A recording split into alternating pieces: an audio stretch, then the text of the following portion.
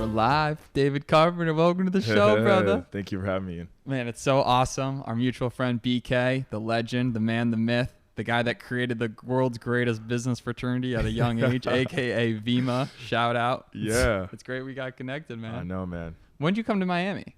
I just moved here in February. Oh, wow. Yeah. You're recent. new. So Let's new. go. I'm loving it. And that was, you were in AZ before? Correct. Arizona. That's Well- how I know BK. He's out there. Yeah, that's phenomenal. What was Yeah. the impetus to pull the trigger? Growth, man. I like needed to expand my network. I wanted to try something new, like just completely reset, move away. I'm from Arizona, so I would say growth, networking. I feel like Miami is such a hub of so many entrepreneurs that I just was like, okay, I want to get around people that are trying to level up, and that's a great place, right? 100%. Yeah. And it's amazing, the weather, the Yeah. people, the vibe, the Oh, yeah. energy. Uh-huh. It's crazy that it took this long for Miami to hit the rapid growth that COVID brought to it. you know? Yeah. All It the is New crazy. Yorkers rolled in. I'm the definition of a New Yorker that just went full Miami. That's awesome. Long man. hair. When did you come down? Probably 3.5 years ago now. Okay, wow. Yeah. The first sign of COVID, I was living in Santa Monica, California.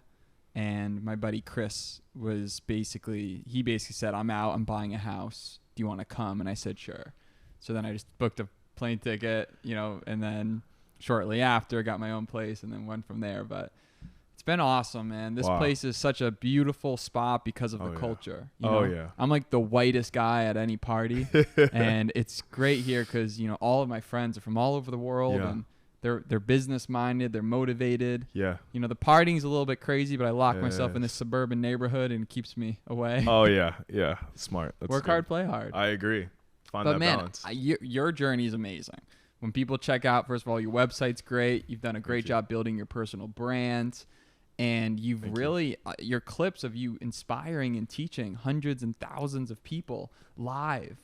It's amazing. First of all, proud of you as like a VIMA alum. Congrats. Thank you, man. Let's go. Thank you. Tell me about what you're doing, man. Yeah, so I run a sales team right now, about 150 life insurance agents in a niche market where we take care of the supplemental life insurance benefits, the ones that keep outside of work for veterans, police officers, firefighters, teachers, just the blue collared, hardworking families.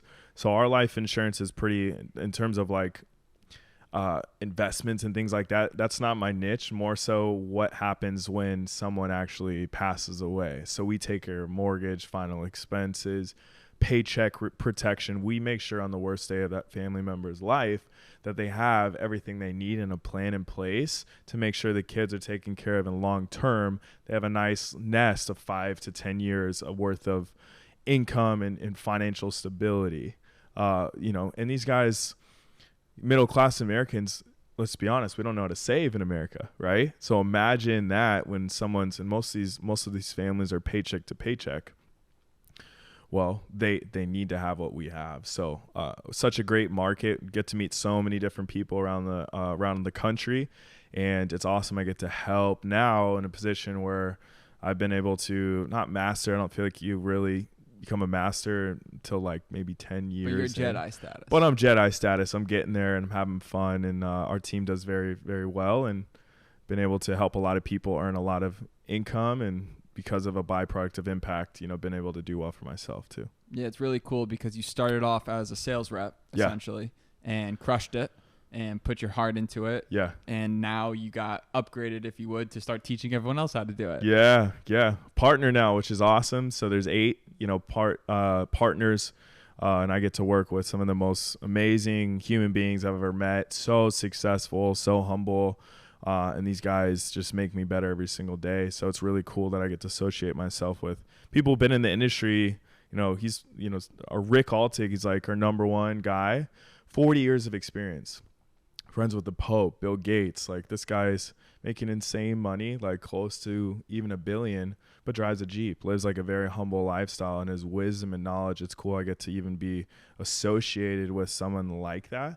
So I think the association part, when you start to like work on yourself, opens up your networks and eventually be able to be a partner of something like that, right? Eventually, after years and years and years of grinding, is like very, very rewarding. Quality of life really has to do with the quality of people you have in your circle. Yeah. What do you attest to the ease, if you would, of you transitioning from the buy side to the teach side? I think continuously you got to lead yourself first. So I continue to lead myself first, which means I do the things I don't want to do, the hard things that really push myself outside of my comfort zone. I've been very known for that. And I don't think I've ever been the best. What I've done is like relentlessly sharpened my axe every single day for the last 6.5 years. That has led me to the position where I have to be good. Sharpening the axe can mean a lot of different things. Could. If you got to bring down that analogy into a few key steps, what do you think that means? There's a quote. Or attributes, better wise. 100%. So I can hit both. There's a quote that says, you know, if I had 5 hours to cut down a tree, I would spend 4 hours sharpening the axe, right? And then take the hour, be able to cut down the tree, right?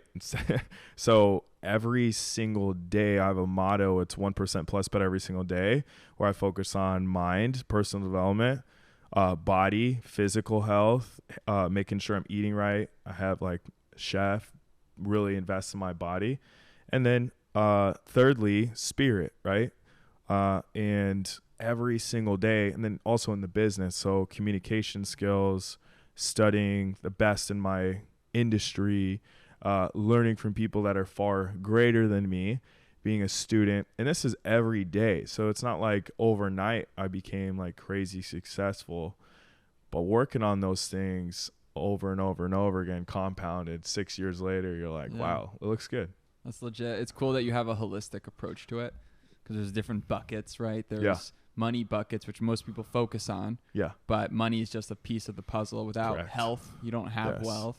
Absolutely. And then you talked about the other elements, the spirit, the soul, what you put into your body, what you're programming yourself. Exactly. You know, the whole thing. Yeah, I agree. I mean, like, I feel like all those should be full for you to feel like that ultimate feeling of success per se. I mean, I think financial success, unless you're having impact, is not even success. Right? We can go down a whole different hole there, but there's, like you said, so many different ways to win in life. And either way, if you live your life by knowing that you are always constantly an example and you're constantly a leader, whether you believe it or not, people are looking at you. And your example could be the difference of someone taking their life seriously, changing their life, you know, growing or not. So I take that personally. Yeah, that's awesome. And it shows. Yeah. The way you speak, you're legit. You're pure. You got a pure soul, and you can tell that in people. But it's interesting how... Right back at you, bro. Same. It's interesting how living in Miami and living in any major city, you always need to have an understanding of people, right? Because people are the greatest thing ever. There's amazing people in any city. But if you can't tell the difference between someone that's being pure and genuine versus someone that's like not, it's a tough thing. Yeah. But if you surround yourself with great people, clearly you had great mentors, you took an opportunity and you jumped on it. What would be maybe some of your advice to someone that's looking to sort of jump into something new and they don't know where to start? That's a really good question. I would say like figure out your gifts, what you're good at. I think that's so important. And so many times people are just like, you know, money hungry, but find out what you're like actually genuinely good at. And then also find the right vehicle. Something you said is really important. You have to have the right mentor, and you got to have the right circle of people, because you can go join a business just because of money and then be around terrible people, become a terrible person because you're surrounding. So I'd see like, actually, okay, who's here? Who is my mentor? Who am I going to eventually become like? Would I swap my life with this person right now? Not just financially, but who he is, the type of values he has, like how he moves, how his heart posture is. Like all those things I feel like are very important, because, again, who you listen to, who's in your ear, will determine what you're creating and your future is going to look like later. So I would say all those, and they got to be aligned with what you're naturally probably talented in, which for me, it was speaking and talking to people. I genuinely love people. So it's only right that I'm in a business where I get to help people, number one, because that's what I need to be fulfilled for myself. And number two, where I get to talk all day. Yeah. You know, like made sense. Yeah. What's the ugly side of the insurance business? Yeah. The ugly side. I would say just like anything, you have people that do it for greed, that lie to customers, that don't do what's best for them because they're just looking at a check. You know, that's why it's important to, again, who you start. I know good people, bro, that just surrounded themselves with terrible people. You start seeing them change and mold into like who this person is. And I know good people that gotten themselves in serious like lawsuits and things like that. Their life started just going down, right? They're doing things they're not normally used to doing, all because of their association. Yeah. So I'd say that, like, you know, there's good people, bad people in any type of business. You can get screwed over in any type of business. Like, you know, it's really like who that person is. Who that person is right. And a lot of times if that person's making money on what you're doing, you have to have an extra lens on who that person is. Oh, yeah. Right? Completely. Because at some point you got to give people like a pass. Because when someone's 9 to 5 or livelihood does typically, or it's common in network marketing, right? It typically affects them at some level. Yes. Obviously, they're going to be a little bit more vested in you. Like you got to give some people a pass. But at the same time, you see a lot of true colors when you're not financially compensating someone. You get to hang out with someone as just a person. Yeah. And those people that are able to not burn bridges, right? Which is something I think we both learned so well in Vima, is that if you don't burn bridges, those things can lead down so many awesome paths that as long as you keep the door open, opportunities just continuously come and go. What do you think about that? I think you hit it right on the head. Like, I would rather lose money than lose a relationship. And I think people value money more than people. The motto is love people, use money, not the other way around. Don't use people, love money. And I don't think money is an issue at all. I don't think it's the root of all evil. I think the love of money, the greed of money can be the root of all evil. The greed of like power and that whole aspect. But power also in the hands of the right person can do great things. Yeah. So I agree with you. Like me personally, like in my perspective, a relationship like actually well groomed and poured into and equally invested, meaning reciprocity, will equal something far greater than maybe even finances. And a lot of them actually end up in like great financial opportunities because someone can trust someone like that. Yeah. I love the difference between the European lifestyle and the American lifestyle. Me too, man. Just got back from Europe too. Love it. You know, everyone comes back. Bro, I had the croissants. You don't even get fat. You can eat them. You feel amazing. The pasta's crazy, bro. You don't understand. So true, bro. It's amazing. Yeah, right? You're hungry in like 30 minutes after. You're like, I just ate a whole lasagna. But it's interesting how the American thought process is you live to work. And the European thought process is you work to live. Yeah. And in our society, you know, you lock up people when they get over X amount of years old in a nursing home to go fly away. Yeah. It's so While in other cultures, it's, you know, you got great grandpa hanging out there barely living, hanging on to a thread. Yeah. But that's something I love about the cultures of Miami, because it's like South America in the U.S. Yes, it is. You're not going to get anything like this anywhere else. Well, where else? Where's like the closest place to Miami, if you had to say? Like in terms of probably New York City. I would say New York. Yeah, there's nothing like it. I would say even more than just South America. You get the whole world in one city. Like you meet so many people around the world, like places I've never even like a lot of Russians, right? Ton of Russians, a lot of Jamaicans, a lot of Caribbean people. 'Cause that's what I am, half Caribbean. Like my mom's from Trinidad. Amazing. So you get a lot of people from the Caribbean, you get a lot of people from South America. Were you born in Jamaica? No, my mom was born in Trinidad, came here at 19, had me here in the States. Nice. So she lived in the East Coast, moved to the West when she was pregnant with me. Very. She's my like huge piece of my motivation. Like that was one of my biggest accomplishments is buying her a dream house and paying off her debts for her, buying her or paying off her car, everything. Now she works with me. And it's in a dream, man. Like, she was busting. You should have bought her a home? Bought her a home in Mesa, paid off all of her debts, and paid off her car for Mother's Day. Completely take care of her. Put her in a position where, because, dude, she was laid off of her underwriting job for mortgages. Mortgage industry is just so up and down. And I've seen this. She was out of work, in work for the last 20 years. So I always wrote down like, I'll retire my mom, but my mom needs to do something. So it's amazing that she gets to feel super fulfilled and special, and I get to hire her personally for our team and like give her something that she's good at, which is underwriting for our specific team. So one of the greatest, that's like one of the things like I live for is seeing her life just be amazing. What do you think about when you think about the future? What does that look like for you? And then when I say that, it's a very vague question because everything in my life changes every 3 years. Yeah. My thought process, what I want to do. Same. You know, you just, facts. It's so easy to just feel like I want to jump on a plane and go do this, or I want to switch careers and do this and this and this. Sometimes it's really tough to stay focused. But what do you see sort of that trajectory leaning towards? Where would you like to go? It's a great question. I want to hear yours too. I would say, yes, you know, I want to be super successful in the insurance industry. I want to be, you know, eventually where our chairman is, where you're, you know, like close to $1 billion. I think it would be amazing to eventually be a billionaire, but only because having that influence and what I could do with it, and like the money, what I can do with it. Like my goal is I want to do a lot of international like ministry work, you know, like build churches. I want to feed a lot of people. I want to buy homes. Like one of my biggest things is single moms, because I was raised by a single mom. Dad was in prison when I was 16. No male people in my life were doing anything. They're all in jail, in a gang, or dead. So for me, I have such a soft spot for single moms. I want to just like, dude, Christmas comes around. I want to like, Christmas is tight, dude, 10 homes or whatever, like go buy these single moms that are like qualify and like interview them and like give them the keys to a beautiful home with their kids, like paid off. Like I want to do stuff like that.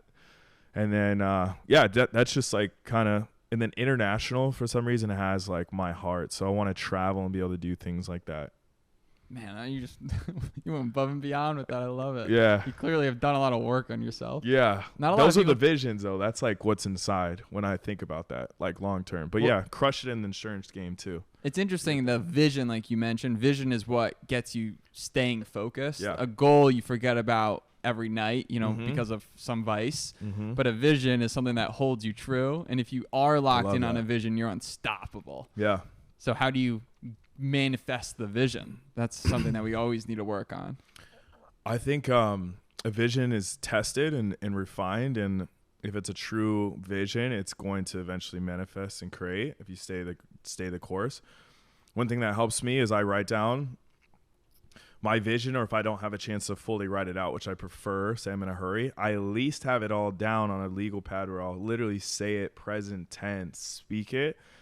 So I believe it, because I believe my own words, number one. Number two, I really believe that your words, thoughts have a lot to do with obviously what we create. So speaking it out loud, present tense, I'm so convinced about what is going to happen and my vision that it's like there's no way it doesn't, and I will fight until it does. So I'm cool with the refining process and the downs, and like I'll embrace all of it, because then end game is like I'm just gonna, until I'm my last breath, like I'm going to be continued to shift it and built, right? It's all about the development, so I'm all about it.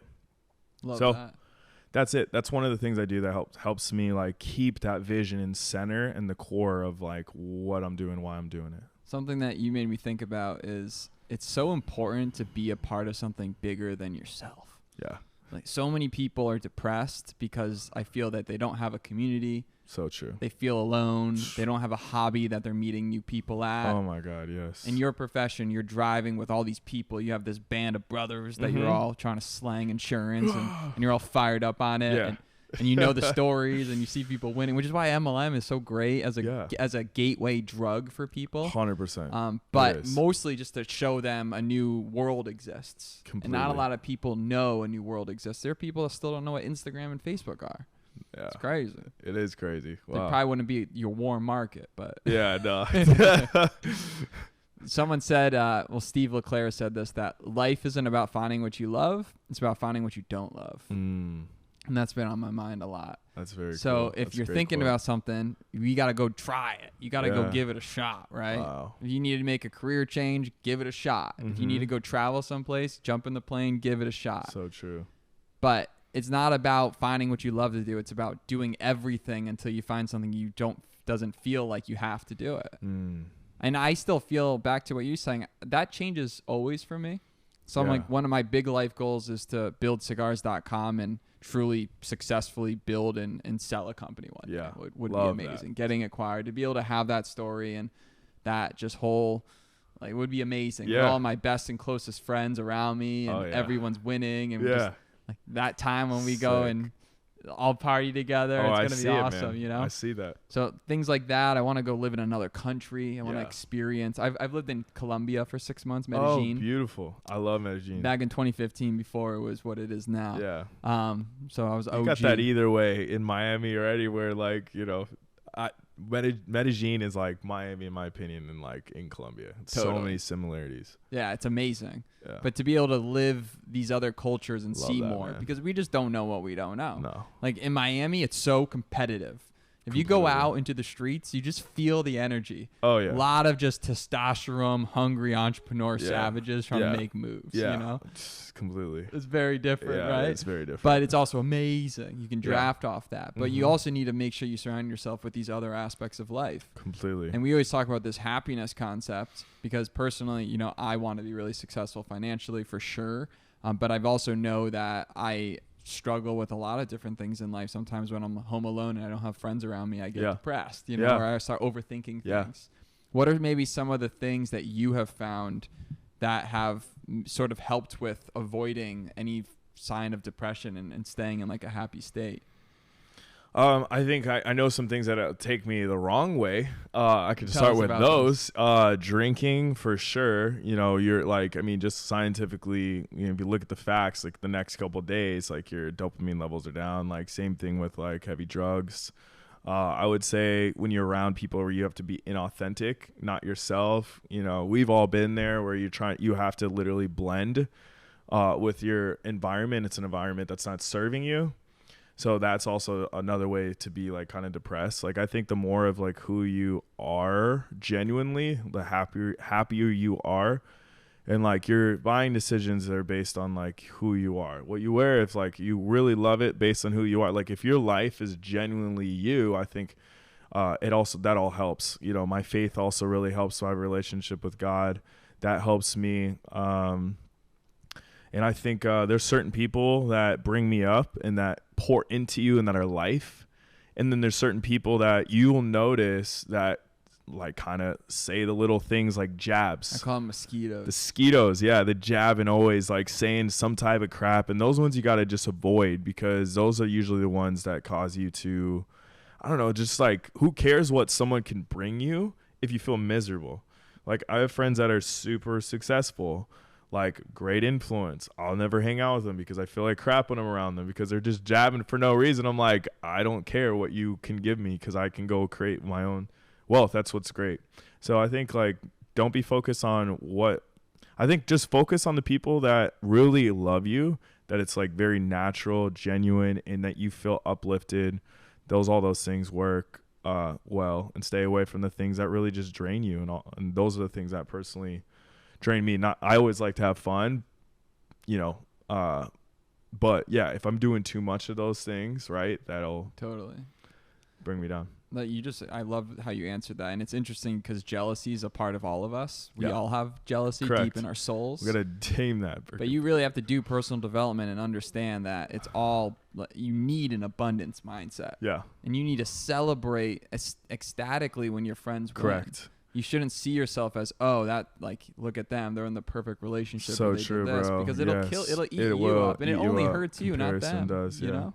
So that's something that the more people you surround yourself that have learned that lesson, so true, the better. I think here you're always gonna have like kind of weird thoughts that don't really align with like what you believe, but it's all about what thoughts we choose to focus on that really matter. Because I can't like control what's gonna hell's coming in my thoughts. Sometimes it is an envious thought, but I don't focus on it. I'm like, wow, that's not something that's like gonna serve me. That's not a thought that I even believe. Like I don't know why that came in there, but like that's definitely not something I'm gonna focus on.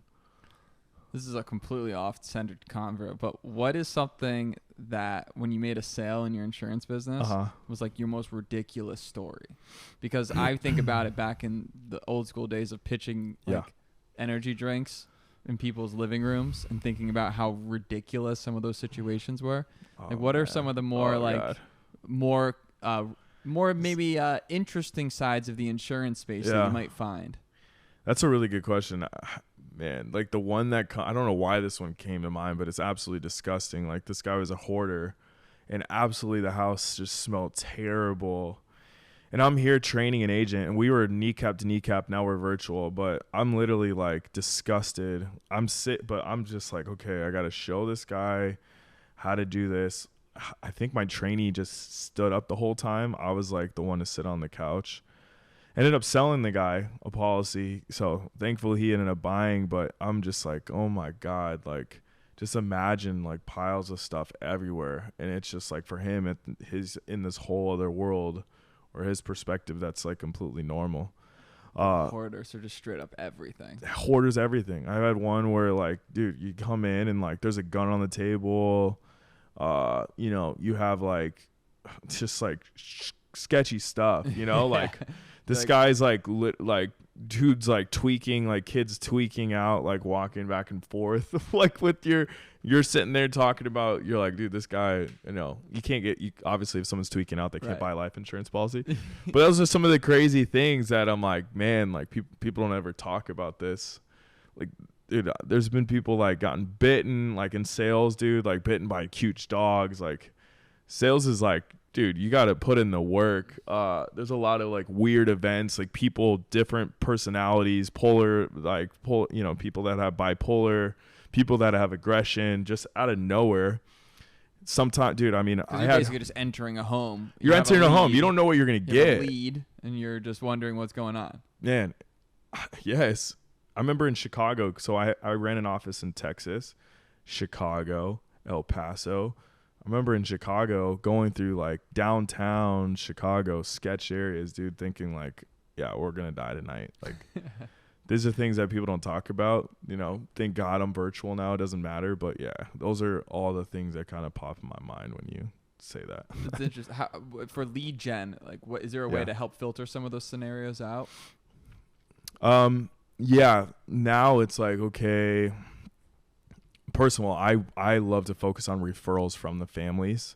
So I'll focus on like if I have like the leads that we buy, we actually extend out no cost benefits to anyone that they sit with. A $2,000 policy for anyone we sit with, you know, help towards their final expenses. We give them a will. For those that don't know like what a will is, it's a game plan for your family after you die. There's a ton of legal things that go into the process of when someone dies, like probate. Their estate gets taxed very heavily. If you don't have a will, we get to set them up with that and educate them. We also give them like a health savings card, helps them with their deductibles, also fills in gaps of what they don't have through their health insurance. So we provide value before we even sell them. So I'll sit with a family I really vibe with, and I'll collect good, solid people. They love me, and normally those people are just like them. So my market now, like if I'm trying to sort, and this is for anyone in sales in general, the people that you really, really get along with, your job is to get referrals from them and build a connection and trust during that time where you go above and beyond for that person. So that way you want to keep that person in your network, check on that person. Like you can keep getting business from certain clientele that you just really mesh with, and those sales will be the easiest things you walk into. It's almost like this is a terrible way to explain it, but you're like farming. Yeah. You know? Exactly. Like you're setting up little farms inside of these, and these people are yielding crops, and the crops are the referrals. Yeah. But really, they're just people you vibe with. Yeah. They're good people that likely are hanging out with other good people. Facts. And you go in there with a warm lead because they already talked you up, and now it's not sketchy. No, like the solar industry is something I've loved. I've never done door-to-door solar, but I love people that do it because it's just so Wild West cowboy stuff. Yeah. And you can meet some of the most amazing people and or have some of the most ridiculous encounters, you know. Oh, I agree. Door-to-door sales. Dude, but there's one, now we're on the subject. I got someone sold my mom like something that was like 20 grand over what she should have paid and totally like ripped her off. So I'm kind of. What was it? It was a solar. Like her loan, and it's also like when you go to sell the house, like it also kind of holds the loan, like that actually stops you from being able to sell the house. Yeah, pretty crazy. So I'm a So little she salty. just didn't read the red She tape. just didn't read it, but she didn't know. That's why I'm like, man, like when you buy something, like it's better to have a referral, someone endorsing, than just like some random person. I don't like want to burn that, but she had a bad experience. Not saying that everyone's like that. Again, there's bad people, and that person saw some old lady. It was like, let me just go freaking take a huge commission check off this girl and run with it. So crazy. Yeah. That's so crazy. Yeah, that can happen, but that's just sales in general. That's not just solar, that's insurance, that's anything. Like thankfully insurance, like what do you pay more, you get more insurance. But solar, you have the ability to be able to actually like, hey, pick out how much commission you're going to take off someone. But in the insurance, there's like some really cool ways of working with money in that capacity where you can sort of be your own bank. Yeah. Uh-huh. There is infinite banking. Yeah, tell us about that, because the idea from what I understand is that there's certain types of accounts that you can basically set up that essentially you take money from yourself and then pay back yourself the interest and by becoming your own bank using these special type of insurance vehicles that are disguised as retirement accounts or like these type of things. Yeah, and there's like zero penalties to do it. I don't sell those. Like, again, we're mom and pop, basically, but I have plenty of friends that do it. That's a different industry. A lot of people do that, though. So, totally, yeah. For me, it was like, okay, how do I build a business where I can have all these sales happening that's so easy and duplicatable, where I can be hands-off and still make a lot of money? So it didn't really fit that mold because it takes a special certain person to be able to develop, because you're talking people that have those type of policies are spending thousands and thousands of dollars. Like, you got to think about, someone's got to put 50 grand in to get 50 grand out. So you're dealing with a lot of money. Not everybody, you can't just have like some Joe Schmo like sit down and be like, hey, Ian, like 100 G's, like I got this opportunity. You know what I'm saying? So, but I have good buddies that are very sharp and very good at what they do there. Amazing. And they make great money on it. And there is true. I don't know the downsides of it, but I personally don't have that or haven't done it. But the guys that I do know have used that to like help them buy cars. They'll borrow from it anytime they have a big purchase, and they'll pay it back. And I know the money is still compounding and growing in interest, even when they borrow it, as if they kept it in there. So that's just what I've heard. Yeah. But I can't personally tell you that, that I know this for a fact. It's interesting that the biggest gift someone can have, a lot of the people I sell insurance are mad annoying, and that's not just insurance. It's a lot of like industries where people just don't know how to communicate. Yeah. They don't have an on and off switch. Yeah. So when you hang out with them, the next thing you know, like, they're telling you about their business and like basically like pitching you hard. Yeah. Those people, especially network marketers. Oh, it's the worst. Let's be honest. Yeah. It's tough. And a lot of times you got to check yourself. But people, and you have mastered this, is that you need to be able to meet people where they're at. Correct. And know when is the right time. And that's a gift. Yeah. When's the right time to introduce your product or service? Yeah. The whole jab, 100%. Hit it with that. Yeah. I remember that book. People that can master that are, because most sales are made on like the 8th to 12th encounter. Correct. But following up continuously is a OCD sport. Like you need to be fortune in the follow-up. On point. Yeah. There's fortune in the follow-up. Yeah. I would say, like, where's the need? Like, do you even care if this person needs it? Like what's your intention behind it? And I think like people that just kind of forget about themselves and they stay focused on actually the value and the problem that they're solving for the person that they're actually trying to follow up on. Like, I think if it's in the goodness of your heart because it's your benefit, that person's benefiting a lot and they could really use it, then it's a no-brainer. But if you're just sitting there just like, this person can make me a lot of money, like I could expand my business. This guy could do really well. Like, I think those are things that could come off inauthentic for that person that's digesting those things, and it'll be a turnoff to that individual. But you focus on what's in it for them. It really is a good fit. And I don't think there's anything wrong if you do it the right way. Got it. And then in terms of like hard sales practices, what are some of the core, and you've already talked about one major one, which is farming good clients and like using them to build a warm lead gen and a warm list. Yeah. What are some of the main types of things that you're teaching at these seminars? Yeah. Well, there's a huge wide variety of like leadership development in terms of like the sales, I guess, is like something to kind of keep in mind is that if you have to be disconnected from the sale. If you feel like you're overly excited to sell, right? You got to know your value and know that you are actually benefiting them more than they're benefiting you. And I think being in that state of being, because people buy from experts and people that are very people that they trust. I don't think they necessarily have to like you. Some people try to sell personality and it doesn't really work. People kind of see right through it. If you try like, building these conversations inauthentic and you get pitched, like you kind of don't like it. But they like someone that's trustworthy, someone that's kind of really straight to the point, someone that's problem focused, is like, hey, this is the deal here. This is what I see. This is how I can serve you. That's, I think, the best way to kind of run a sales. Like outlining the issues very clearly, and eliminating fluff. Correct. Yeah. I think also keeping your status high. You got to come off like you are very important, that your time is very valuable. You know what you're talking about. You're well rehearsed. You're confident. You got to be able to transfer proper confidence to someone. Because all sales is changing someone's thought towards what you have to offer, right? You're basically, you're getting them to open up to the possibility of solving something they probably even haven't thought of. So when you do that the right way, it's really almost like dancing. There's a rhythm behind sales. You can get very good at it. Yeah. There's also sales resistance that you have to stay away from. That's why I'm saying dancing, because you got to be able to know human behavior and the right language, have the right tone for you to be able to be really good at sales. Right. Reading them. Yeah. The objection handling / correct. The body language, everything. Yes. Yeah. Yeah. And the core of it, though, is you genuinely trying to help someone. What I love about being in sales, because a lot of people get into sales because they have no more hard skills. And, yeah.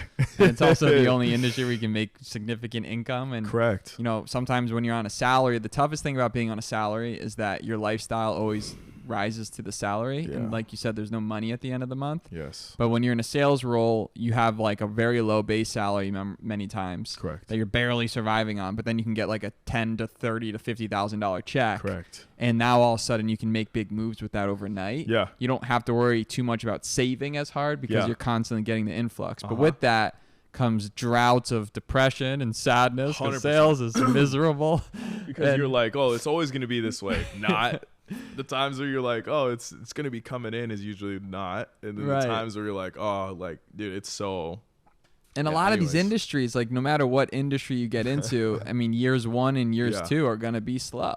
100%. You have to just put in the work. Yeah. And that's why people hate changing industries. But that's also why people find themselves depressed, because they never did change an industry. Wow. Yeah. But if you make the move, then eventually it's like, are you going to start it now or are you going to start it later? Correct. I think a 2-year mark is really good to understand if you're going to go build on it. Like if you're nowhere after maybe 2 years, or even, but maybe you've gotten better and maybe as long as you've made some money within 2 years, I think it's like, okay. 100%. Like, yeah. If after 2 you haven't made money. It's kind of, and that's the same thing with like network marketing. Like I was 5 years deep and like really wasn't making money, but I learned so much. It was so valuable. Yeah. Not just in network marketing, but just any industry. If you find yourself like after maybe 2 to 5 years, you haven't really had that breakthrough, it'd be a good opportunity for you to go look at some stuff. Totally. Yeah. And the best way to look at things is to meet people that are doing them. Yeah. And that's kind of why you asked me earlier why I started the podcast. Yeah. I was working I was the first employee at the startup called TrueFace, and we were in this cohort called 500 Startups. It was like a accelerator in San Francisco. Yeah. And this was probably 7-8 years ago. And there was all these cool founders that were starting all these companies. And I wasn't a founder. I was just the first employee, but I became like homies with everyone. So I started just Facebook Living, just being like talking to them and asking them questions. And then that merged into doing a podcast. Wow. And then it used to be not like this, this is sick. Like this setup's legit, but it's a lot of like investment of time and having the place to be able to put together a podcast like this. But anyways, mostly was number 1 to meet great people. Yes. And 2 is to build my brand. So like if I can meet really great people, Yes. I'm going to just accelerate my life dramatically. Completely. I'm going to be able to connect good people with good people. Yes. I'm going to be able to help them out. Yeah. I'm going to be able to learn more, be more proficient in topics outside of like the shit I do every day. I love it. It makes me more interesting of a pure person. Yeah. But also to build your brand, right? Yes. So if you start surrounding yourself with successful people, but more so you just start looking the part and being the part. Yes. Next thing you know, you just start getting it. And some of my most amazing friends and connections have been through the podcast. Wow. Me and Sky talk about it all the time. I mean, a lot of Sky does a lot of media work and stuff, and a lot of his clients ended up being like friends of past podcast guests and stuff like that. So awesome. And talk about your expanding your network, which is your net worth. One conversation can make you millions, right? One conversation can help someone else make millions. Like, I think it's genius. Which I think everyone should have like a hobby and or a podcast, you know? Completely. Like obviously everyone has a podcast these days, but it, like anything, it's what you make of it. Yeah. You know? There's like podcasts that are genuinely really like good and useful and like adding a lot of value like you have, and also the style of it, which is like bringing in the authenticity of like who you are and how you live your life. And then, you know, there's others, but like this is valuable for others and helps other people. People like to talk about themselves. So you get to do that, and people expand their like, you know, they get to share things. And I mean, there's like, it's a win-win, I'm saying, for 100% for everybody. The energy is so good after a podcast. It's my favorite part. You're just like, so like, it's almost like a drug. Yeah. You're like, yo, we just did some shit. Some shit was just said. Some bombs, bro. Like some shit might go viral. Yeah. It might do it. Yeah. Who knows? Yeah. Who knows? You know, like, yeah, you're absolutely right. It's exciting when you're creating. It's like when you get off the stage, when you're speaking. Oh, yeah. You kind of have that. You're just like amped. Yeah. Like, what just happened? I just did that. I just blacked out. Like, whoa. Yeah. Like, look at me. You yeah. know, it's just, oh, yeah. But less of that, but more just like that growth. 100%, man. But if you don't, meeting people and like talking about your struggles, you always think it's just you. Mm-hmm. You know? Yeah. Like, there's that saying that if you want others to be impressed, share your wins. For those, if you want to like connect with someone, share your losses. So I agree. It's like through the losses, people actually have a better connection with you than you even just like kind of sitting there bragging about all the cool things that you're doing. For sure. Yeah. That's why people that have that full transparency to just not give a shit and just be honest about what they're thinking and feeling are the most successful podcasters, oh my God, influencers, YouTubers. Yes. Like, how much better the world would be if people were just like real all the time. You know? Yeah. It's like, God, wow. Okay. Like I'm not just like, I think the biggest thing that kind of messes with people that they're like, I'm alone through this. The reality is you're not. Like everyone's had these same thoughts, been in the same place, like been broke, been broken, but went through a ton of stuff. But everyone puts on this persona or image that life is perfect. Mm-hmm. The reality is you're seeing highlight reels. Like no one's perfect. Yeah, everyone poops, has you know? so many freaking problems. No one has it all figured out. No one's just, you know what I mean? Like no matter who it is. So just understanding that, like whatever your individual things are that you're dealing with, like you're not alone, and that those are going to eventually teach you some type of lesson is a good way to kind of look at problems. And also on the other side is a better version of you when you get through it. Totally. And you just need to talk about shit because you just, so true. You don't know. Like one big thing that impacted me recently is my mom passed about a year, probably like, I don't know, 14, 15 months ago at this point. Were you guys very close? Well, she was bipolar and schizophrenic, but never took any of the pills for like 15 years. So it was a really fucking crazy scenario that went down in the Lenhart household. Wow. But and I never ever brought that up because she always listened to my podcast, and I never wanted like her to get upset, you know, because deep down like I love my mom, but Absolutely. she was an alcoholic, like she was bad.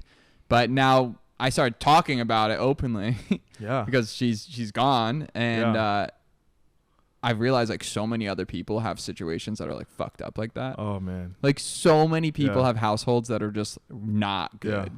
And it's a great example of just like you need to talk because so good. I'm not saying I feel better about it, but I understand it more now. Well, you can help someone that is like, wow, like he's open about that. Like I'm going through the same thing. Like I don't think it's bad. Like my brother passed away from drugs, like accidental death, overdose of drugs. Like dad was in prison my whole entire life. Well, up until How old were you? I was 16 when he went in on my birthday. Got out when he was 26. Still don't have a good relationship with him, but dude, it was actually cool. It was my first year really doing well in insurance. I bought him his dream car, gave him like, you know, because people get out of prison and they have like people never visited them. So even though our relationship's not that great, it's like I just wanted to always stand for like love, right? Like I'll be the bigger person. So he did 10 years in jail and then did came 10 out years in jail, to came out the day he came out. I picked him up in my car and then I went straight to the gas station. This car he kept talking about was a drop top convertible. I bought him the SS cash and gave him the keys to the car. Actually, I have the video on my Instagram. And like just lit him like face up, got him a haircut, just cared and loved. And although we don't have the best relationship, he's got a lot of like problems and things. Like I can say that you did what you could. Did what I could, and I was a bigger person in that relationship. And like it wasn't that the fact that I didn't try. So I have like feel good about this situation. But yeah, dude, like family situations, you know, I think most people have something. How old were you when your brother passed? I was 21. It was a couple weeks before I was taking my insurance exam too. So I could have quit, but I actually dedicated his life to my first year in insurance, which was like the first year I ever made 6 figures. So yeah, it kind of motivated me because I'm like, well, no one in my family is doing anything. Like all the guys are like, I got to figure this out and be a good example. Or like, yeah. Plus I have a little sister. I want to be, you know, good for her. But you know, like we get those thoughts and it's the toughest thing to overcome. You kind of look in the mirror and you're like, well, then why me? Yeah. You know? Yeah. Why me? This guy's a perfect cookie cutter. He's got food in his pantry. Look at his beautiful family. He's got it all figured out. Yeah, like I don't have toilet paper, bro. Like what's going on? Exactly. Not that I couldn't get it. I just haven't gone and gotten it. Yeah, facts. You know, that's even worse. Yeah, that is worse. That's hilarious. Yeah, I know what you mean for sure. But you have to want to believe. You got to want to believe in yourself. You got to be like, you know what? I'm going to be the motherfucker. Yeah, I'm going to be that guy. I'm going to be that guy. Change it all. Facts. Yeah, I'm going to change the trajectory of my family's era. 100%. I'm going to start being that dude that spoils his kids. Yeah. You know, my kids are going to have drug habits. Why? Because I made enough money to F up their lives. Yeah. Just kidding, but you know what I'm saying. Yeah, 100%. Yeah. I love that, man. Most people in general. Minus the kids on the drugs things, but I love that. I know what you mean. Right, of course. Yeah, everyone should understand what he meant there. Yeah. But the point is that a lot of like wealthy families tend to spoil their kids. Yeah. And if you don't value something, then you go to a nice bar and you drop $30 on a margarita. Facts. It's $30 like a quarter. You're just like, oh, I got a $30 margarita. Mm-hmm. But if you make your own money and you are not used to that and you didn't grow up in that and you order that $30 margarita, you're like, I got a $30 margarita. Yeah, you let's like go. Sit back. You enjoy it. You do. When you work for it, you so enjoy much. it. Yeah. You know? I want to say something too on this. So like, because this is something that no one really talks about, is I have like a wealthy like mentor who also spoils his kids, but they're all like amazing. Bought them a house for college, paid off cash, and these guys are some of the most humble, amazing kids.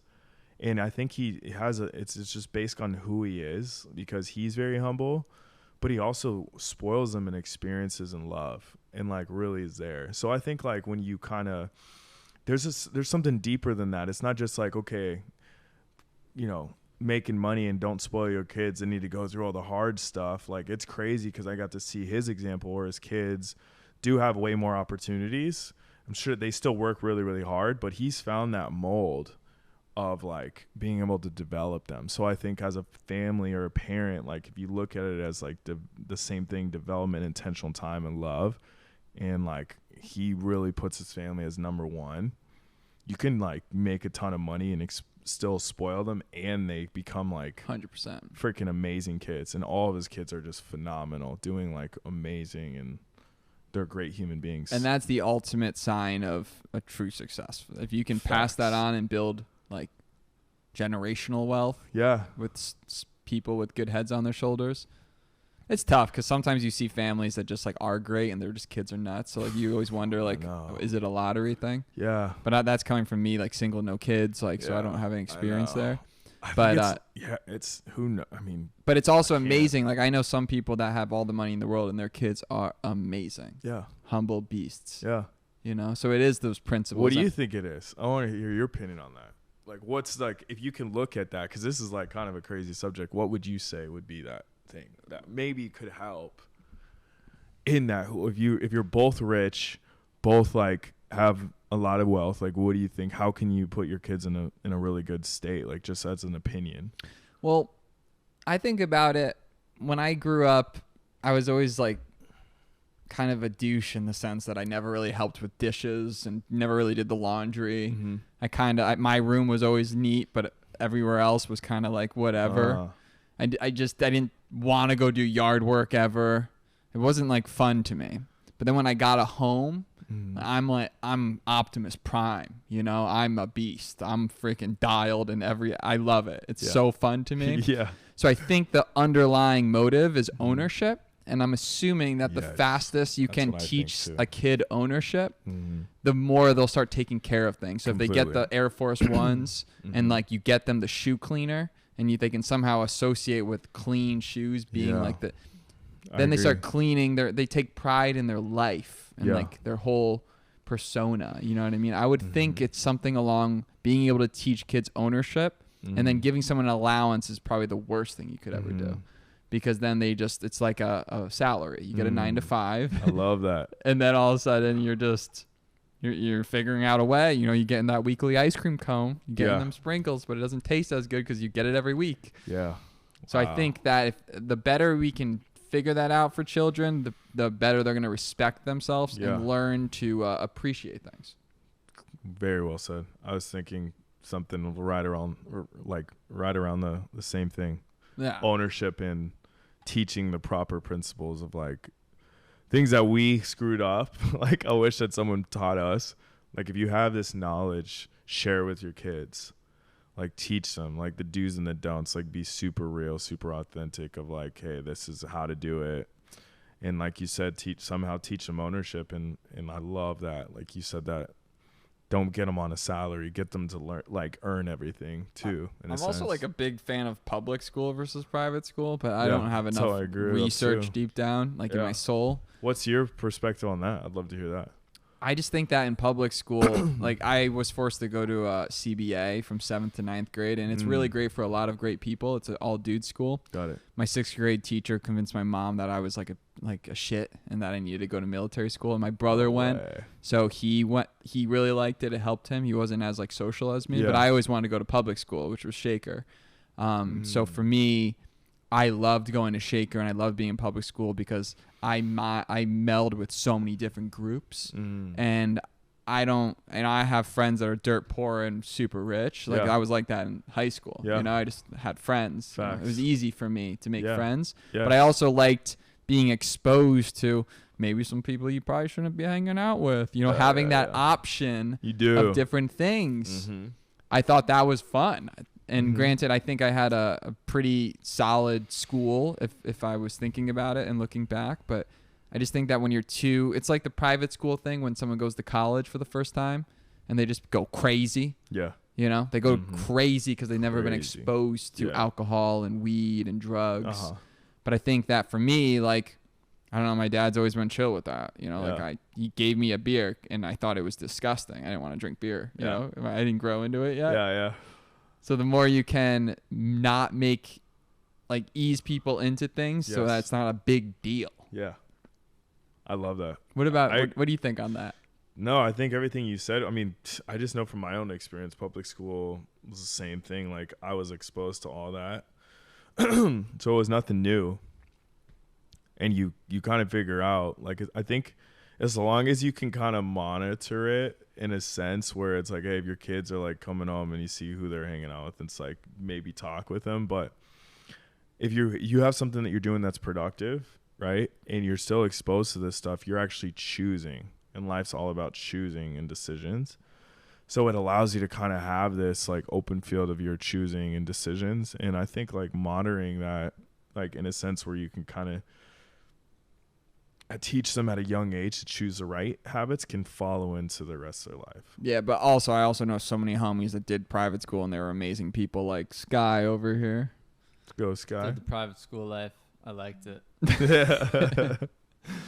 But it's interesting, man. You know, one thing we always say on the podcast, and I'm so glad that, you know, we've already rocked like over an hour. This is so fun chilling with you, getting to know you. But something I always ask on the podcast is, if you could go back in time and you could have told yourself like 1, 2, or 3 things that could have saved you a ton of time, money, heartache, headache. And, you know, naturally a lot of times people say I wouldn't have told myself anything because it made me who I am today. Yeah. Or they say like I would have invested in Bitcoin, you know. Yeah. But like, what's something that you would have maybe told yourself if you could have talked to the 16-year-old you that saw his dad going to jail and you didn't understand it? I would say love God, love people, be yourself. Like it always will work out. Don't overstress. Do your best. Treat people, like I said, treat people well. And I would say, I think those are like really super important. If I can kind of like stem those down, like the rest, like the financial stuff you're going to learn. I would say the next thing, probably surround yourself with just like really good people that uplift you. And life's not all about like what you have in your account. So don't be happy when you have a ton of money. Don't be sad when you don't. Like be leveled through that and just understand that life's a never ending journey till you die. Like enjoy it, you know, be around good people, be yourself, and have a good freaking time. David Carpenter, how can people reach you? How can people follow you? David E. Carpenter on Instagram. And that's pretty much it. I have a TikTok, same thing, David E. Carpenter. And for those that are interested in working with me and you want to inquire and learn more information, there's a site on there you can apply. It's under the bio on my both TikTok and Instagram. Yeah, it's a great site. Check it out. I went through it. It's a great funnel. Awesome. Thank you, bro. Thanks for coming on the show, man. I appreciate you. Thanks for having me.